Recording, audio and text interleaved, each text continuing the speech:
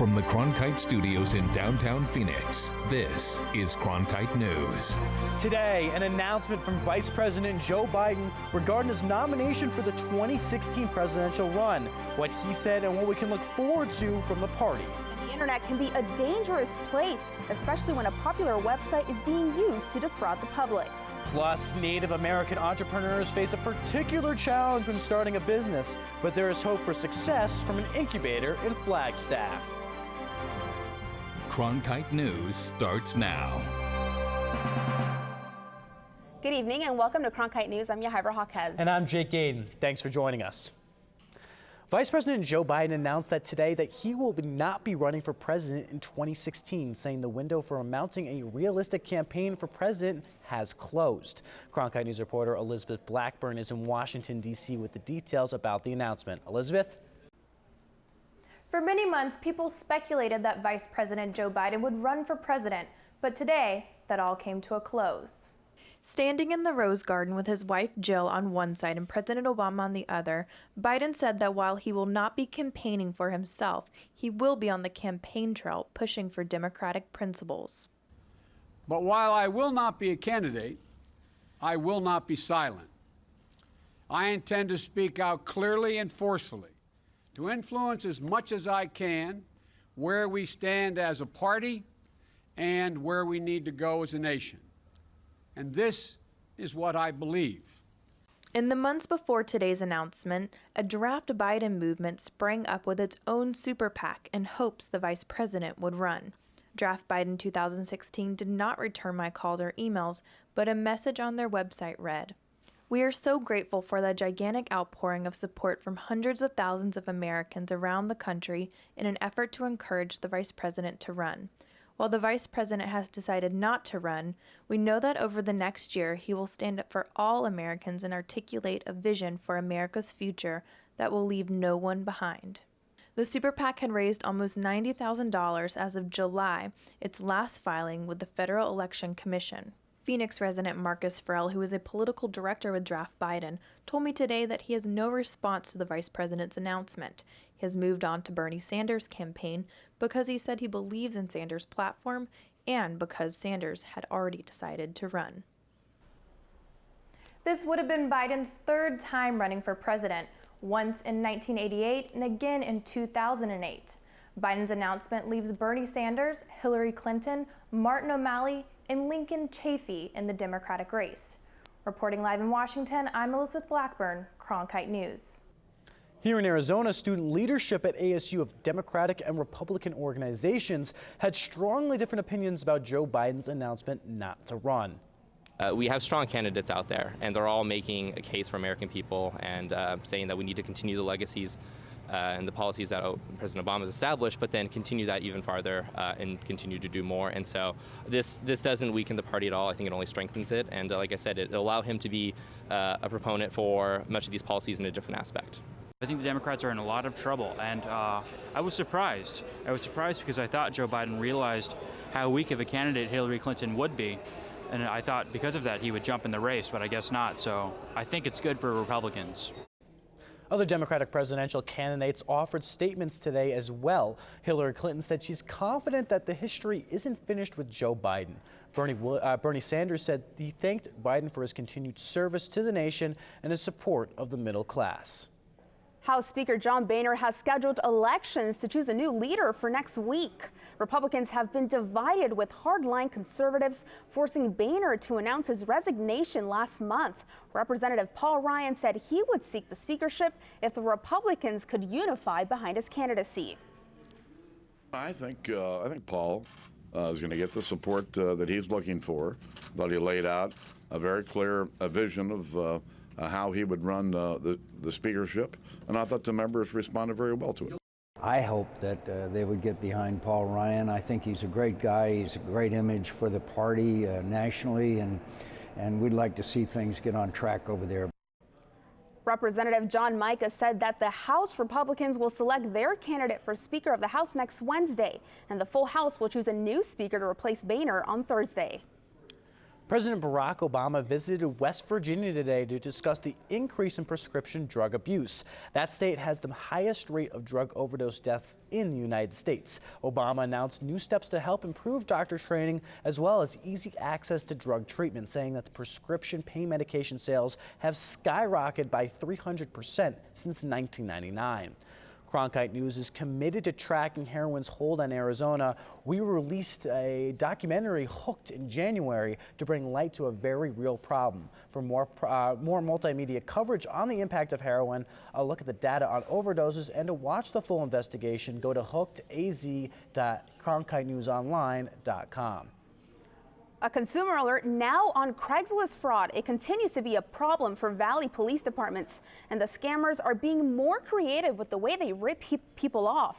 Cronkite News reporter Wafa Shahid talked with the fraud victim and has details on how you can protect yourself. Josh Burton is one of many online users who bought into thriving scams on Craigslist. He supplied his phone number, address, and full name to a potential buyer that ripped him off. Crime might not be the first thing that comes to mind when pulling up Craigslist on your computer. Many people are just trying to get a good deal or sell items quickly, including Josh Burton, who is trying to sell bedroom furniture. And like 20 minutes later, I get like a dozen texts, and I freak out because I'm like, this is great, like I'm gonna sell this, like Craigslist is awesome. But the purchaser didn't want to meet in person. And they're like, you know what, I'll have my shipping agent come and pick it up. To complete the deal, Burton had to send his PayPal information to the buyer. In return, the buyer said he would wire over money for the cost of shipping. However, the following day, Burton checked his account to find that the amount for shipping was never given to him, and money was taken from his account. It was embarrassing. So I told all my family, I'm selling all this stuff. Craigslist is awesome. And then I was like, I lost a lot of money, guys. Phoenix police say law enforcement is limited on what they can do to stop online fraud. It's a gamble, and it's very hard for us to track that. Resources are just too thin unless we have someone where we have multiple victims and we have an opportunity then to track a person down if we can. Division of like the police department should take a look at that because it is hurting their citizens. Craigslist didn't respond to our requests for comment. However, the following phrase, avoid scams, deal locally, beware of wiring, example Western Union, cashier checks, money orders, shipping, is explicitly stated at the bottom of their webpage. They also have a page on their website offering safety tips. It's incredibly dangerous. Again, you don't know who you're talking to, you don't know who you're meeting. I will handle business on Craigslist, but only if I can meet them face to face. Phoenix police say you should also always conduct a Craigslist deal in a public place with another person present, and never wire money to someone you don't know. Wafa Shahid, Cronkite News. Bomb threats called into 3 different elementary schools in the Valley may be connected to other threats in Florida and Ohio. Cronkite News reporter Kendall Bartley joins us with the latest on these threats. Kendall? I spoke with 2 different sergeants today about yesterday's threats. They told me the investigation process is long and intensive, so they're still unsure if these threats were related. According to police, all of the calls were computer generated. Parkview Elementary School in Surprise got a call around 20 minutes before school got out that there was a device on school grounds and someone in the parking lot with a detonator. Immediately, the school evacuated the students to Valley Vista High School, that's a quarter of a mile up the road. Police reached out to Luke Air Force Base for help from their K-9 officer. When police arrived on scene, there was no suspect or bomb. The calls to other elementary schools were similar. Sergeant Norman Owen tells us it will take time to discover who is behind these threats. They don't have any suspects at this time, but the investigation is ongoing, and we're hopeful. These things tend to take some time to develop. All 3 departments are in contact with each other, and they are hoping to bring the person or persons responsible to justice. In the Broadcast Center, I'm Kendall Bartley, Cronkite News.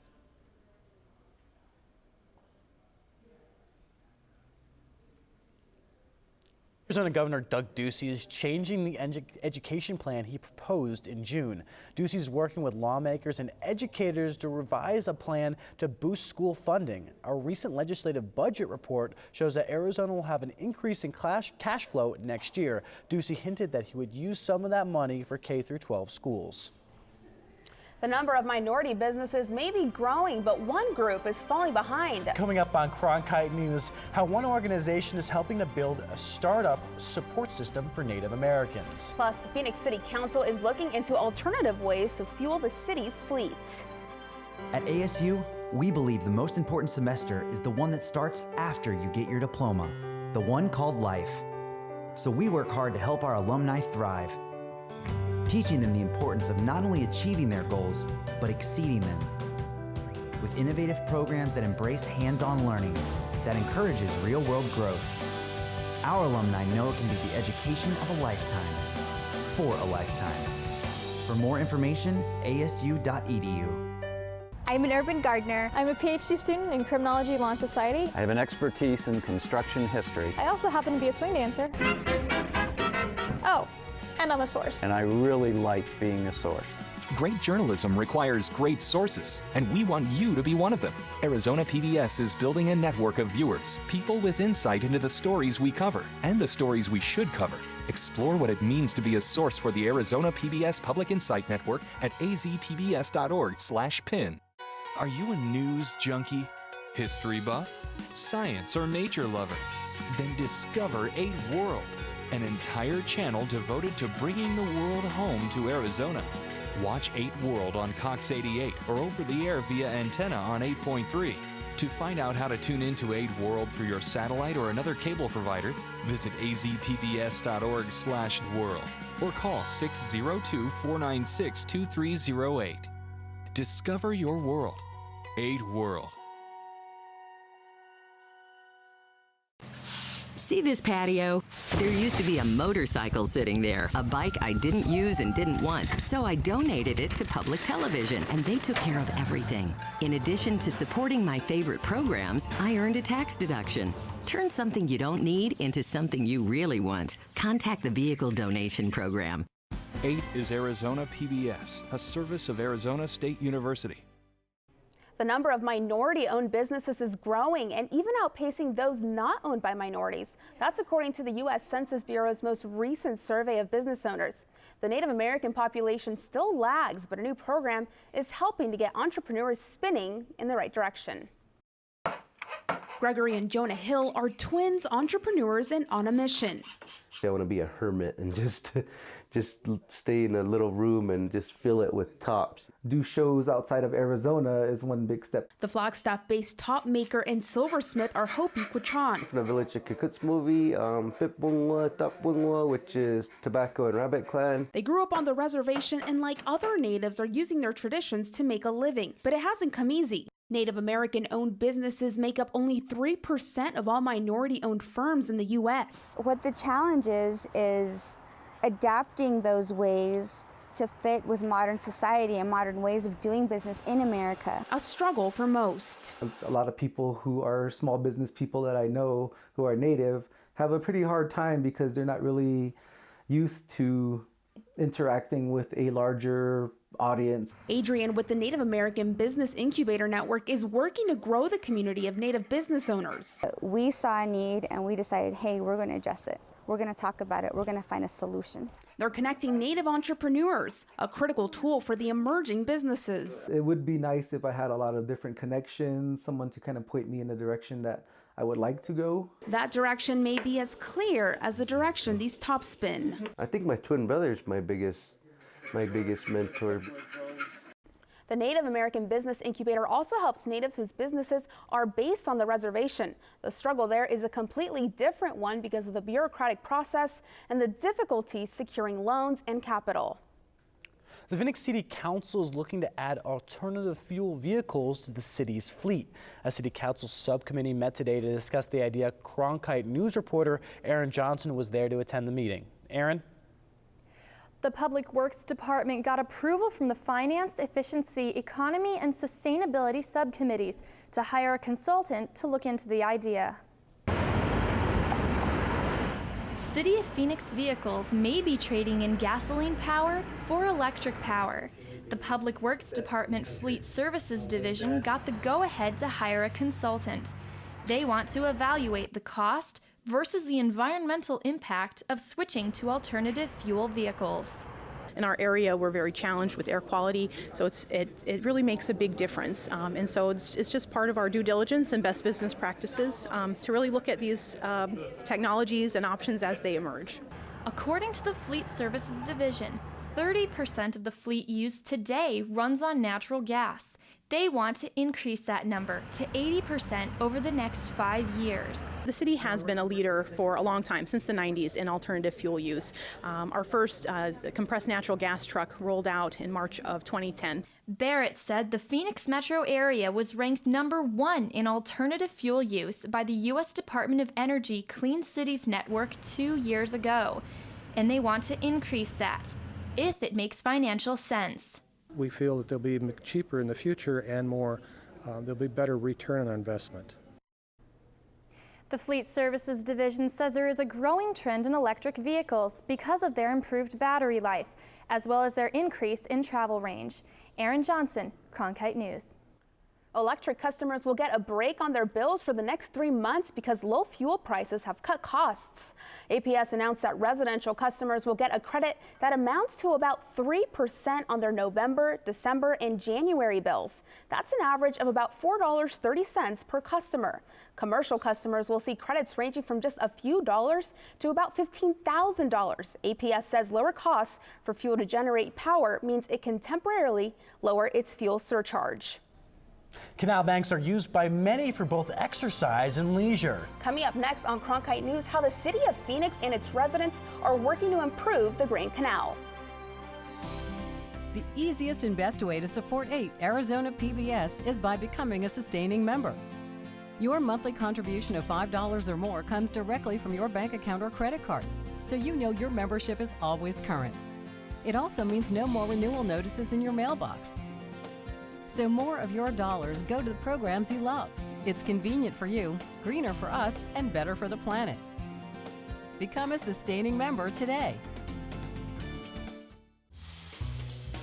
Tap into the art scene from coast to coast. Join the Art Beat Nation, a weekly series where you'll experience a rich cultural tapestry of art stories from across America. Meet artists, writers, composers, and performers setting the pulse of the arts in America now. Join us for a brand new episode of Art Beat Nation, Sunday at 5 on 8HD.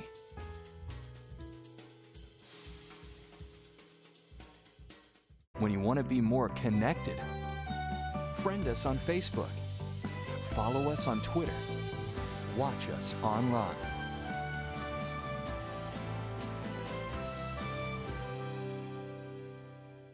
Become a news source for the Arizona PBS Public Insight Network. Your ideas and insights can help us create relevant and distinctive reporting. Join now at azpbs.org/pin. Throughout its history, Arizona PBS and volunteers have enjoyed a rich and rewarding partnership. Whether answering phones during our pledge campaigns, stuffing envelopes, or assisting with special events, volunteering at 8 is fun and provides excellent work experience, team building for a group, and a sense of community involvement and importance. If you would like to volunteer at 8, or if you have dropped off our mailing list, we encourage you to call the number on your screen or go online at azpbs.org/volunteer. Thank you. Tap into the art scene from coast to coast. Join the Art Beat Nation, a weekly series where you'll experience a rich cultural tapestry of art stories from across America. Meet artists, writers, composers, and performers setting the pulse of the arts in America now. Join us for a brand new episode of Art Beat Nation, Sunday at 5 on 8HD.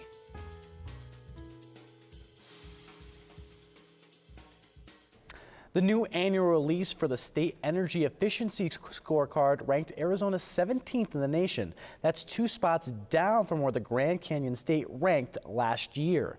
Arizona performed well in utilities category, scoring 11.5 out of a possible 20 points. That's well above the national average. Arizona finished just above the national average in combined heat and power and transportation. However, the state ended up being below the standards for building codes and state-led initiatives.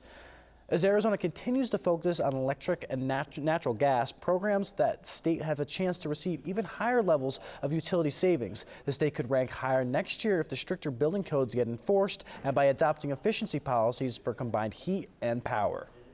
The Grand Canal in Central Phoenix is being celebrated as a huge part of the city, with new design plans to make it more welcoming for residents. Cronkite News reporter Ebony Johnson has a closer look at the canalscape. I want Phoenix to one day be the greatest desert city in the world. A high goal set by hopeful resident Will Novak. And with the help from the Salt River Project and Arizona Forward, the city of Phoenix is on the right track by reinventing the Grand Canal.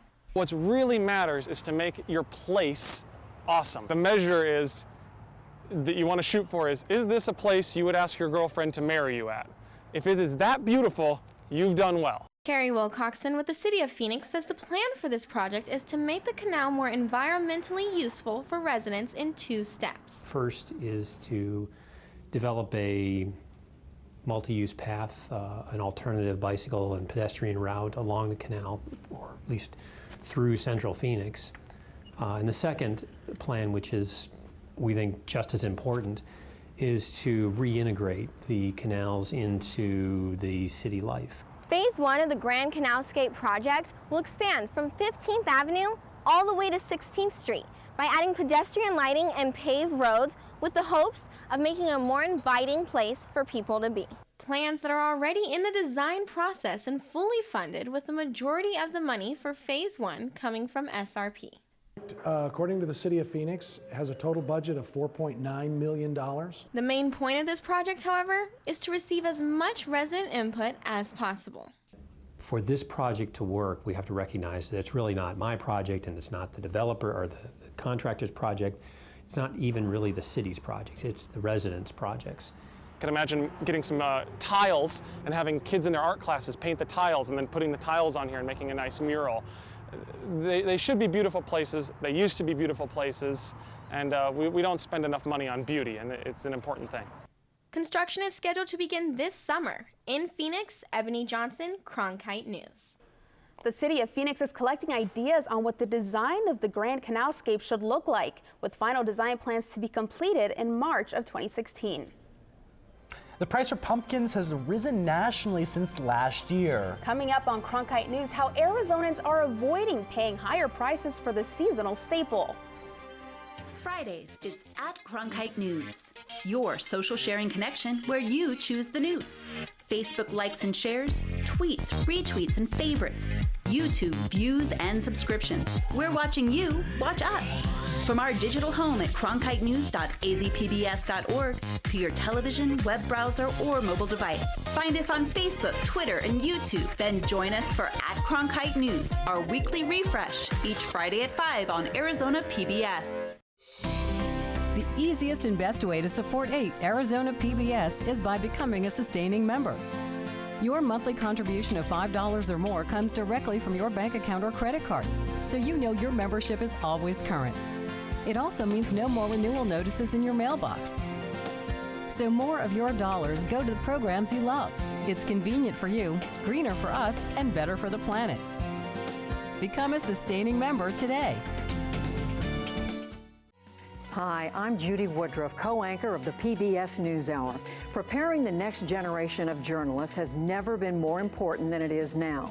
With its groundbreaking partnership with Arizona PBS, the Walter Cronkite School of Journalism and Mass Communication at ASU is revolutionizing journalism education to provide students with a real opportunity to work and learn under the supervision of veteran journalists, producers, directors, and editors on newscasts, investigative stories, and documentary productions. The Cronkite School and Arizona PBS, reinventing journalism education in the digital age. With 10 days until Halloween and just a little more than a month to plan for that Thanksgiving meal, chances are a shopping trip for pumpkins is in your future. Cronkite News reporter Mitch Quesada has the details on why Arizonans are getting a sweeter deal on prices. Pumpkins, pumpkins, and more pumpkins. At Mother Nature's farm in Gilbert, October means pumpkin season. I grow all of my pumpkins, so I have really good price control on what I have. But this year, the national average cost for a pumpkin has increased 33 cents over last year. Arizona is one of the only states not affected by the hike. Why? Throughout the Southwest, especially in Arizona, most of the pumpkin patches and a lot of the stores buy locally. Not so for the rest of the country. 90% of the nation's pumpkins are grown in Illinois, one of the areas hardest hit by a drought across the Midwest. How much is a pumpkin going to cost you this season? Well, a small one like this is probably going to cost about $3. But a big one like this is going to cost closer to $15. Compared to the national trend of more expensive pumpkins, that's a steal. Pumpkins in Arizona are grown in Arizona. Make sure you look for Arizona grown. It makes them a better pumpkin, I think. In Gilbert, Mitch Quesada, Cronkite News. According to the U.S. Department of Agriculture, the average price of one pumpkin costs $4.35 this week. But that's a 10% increase from $3.95 pumpkins cost last week. Arizona has seen no price fluctuation. Cronkite News is proud to be the news division of Arizona PBS. Here's what's next on Arizona Horizon and PBS NewsHour. Next, after Cronkite News, it's Arizona Horizon. We'll tell you about a symposium coming up regarding Scottsdale's McDowell Sonoran Preserve, and we'll talk about the importance of parent and community involvement in schools. I'm Gwen Eiffel on the next NewsHour, a pioneering project to discover the genetic roots of autism. That's Wednesday on the PBS NewsHour.